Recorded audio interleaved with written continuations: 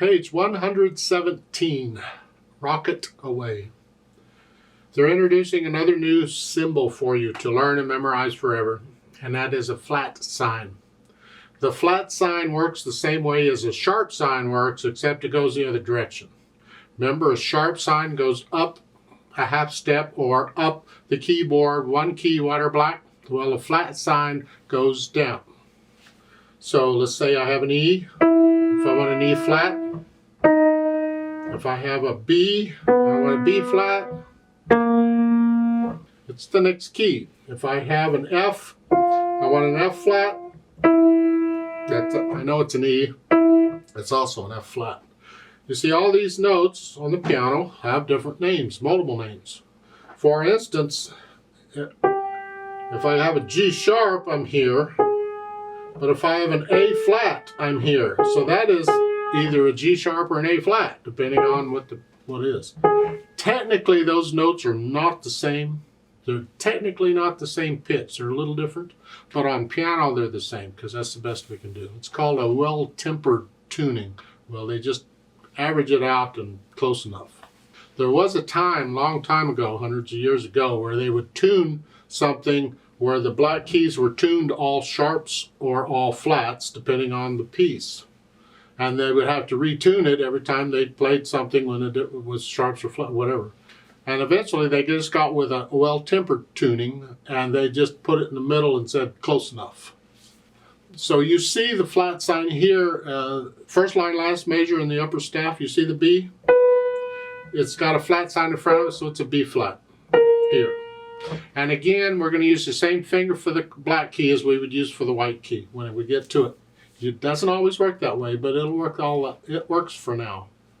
So let's look this over. 4 lines long, no repeat sign, treble and bass clef, 4/4 time. We got quarter notes and half notes and whole notes. Think we can handle all that junk.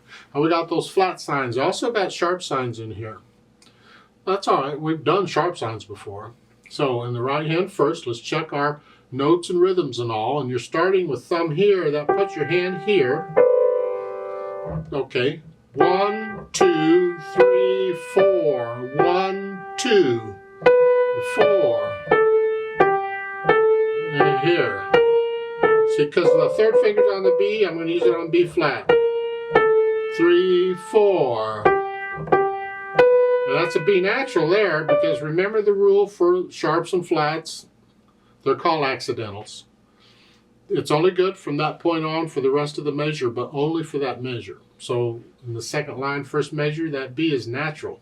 But second line, third measure, the half note B, that's also a B flat because it's in the same measure. Huh? 3, 4, like so. So you go through and make sure you can do the right hand. The left hand, well, you have the chords. You have a G chord. That's tied forever, and then you have the C chord, that's tied forever, and that's here. Into the second line, you got the D7 chord. That's where the F sharp is. Okay, put the hands together. Here. Remember, the left hand's tied. The left hand's tied. Isn't this fun? This is the way you can concentrate on the left hand or the right hand more. Now watch out. There. You got to go from here to here. You lift up the left hand, connect the left. Connect the right. Right, left, who knows, whichever. It's just to here. You'll figure out what I mean eventually, I'm sure. You go through and put the hands together, and then go back through and get rid of the hesitations. And getting rid of the hesitations in a piece can take quite a while. I kind of brush it off real quick. Just get rid of the hesitation. That could take you a couple weeks or more to get rid of the hesitations, because some of them just don't want to go away. You really focus on them. Just really focus on that spot and just go over and over it until that hesitation is gone. It's important. Then we'll think about the articulation. Well, we're slurring the phrases. And lift up. Just lift up between each phrase in the right hand. The left hand, you just play it as connected as you can. You can't, but do the best you can. Then the dynamics, moderately loud, MF, mezzo forte, whatever you think sort of loud is. The left hand of the background needs to be in the background.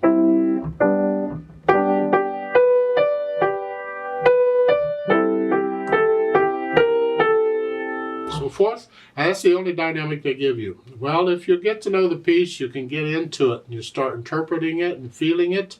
Again, you can shape the phrase. Come down a little bit at the end of the phrase. Come back at each one, and then start again.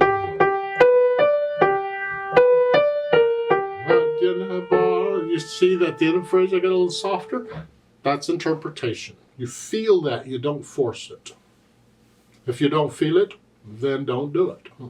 Finally, the speed. Moderately fast again. Well, it tells me it's going to be happy or fun, so have fun, I guess. If you're going to sing it, how fast would you sing it? Well, I don't. Well, it's a happy piece, so how fast would you sing a happy piece? I need more coffee for this, but that's sort of what they're doing.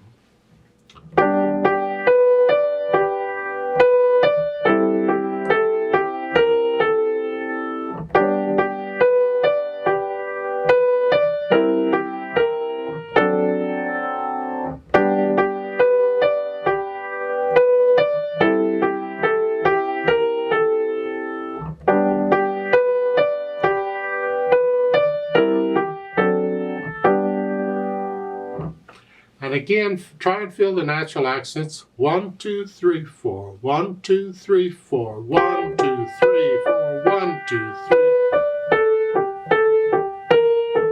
3. Don't force them, feel them.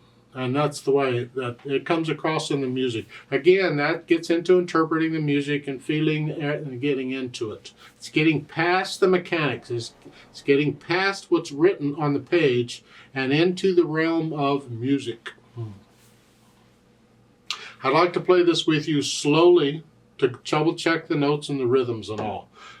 So let's try to give us 4 counts. 1, 2, ready, go. 1, 2.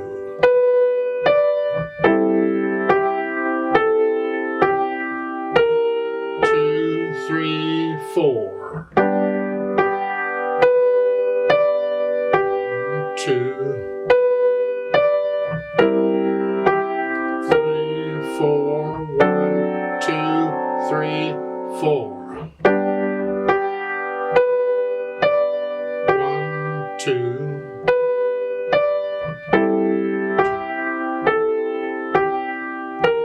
2, 3, 4. 1, 2.